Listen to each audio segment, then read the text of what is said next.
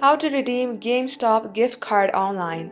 Hey everybody, welcome back to official help desk. In today's video, I'm going to show you step-by-step process of how you can redeem your gift card. So without any further ado, let us get started. Head over to any of your web browser.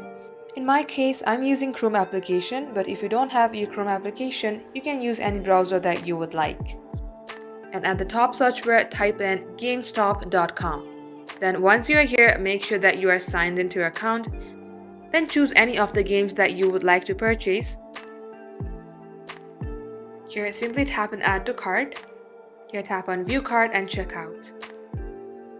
Now, if you scroll below, you will see an option that says Enter Promo Code. Tap onto it and simply enter your promo code. Once you do so, tap on to Submit. And if your promo code is valid, you will be able to redeem it, and that is how it works. That wraps up today's tutorial. If you would like to see more videos on this topic, then all you have to do is comment down below and we will make a video on that topic. In the meantime, do like this video and subscribe to our channel, and don't forget to hit the notification bell icon to never miss an update from us. Thank you for watching, and I'll see you in our next upload.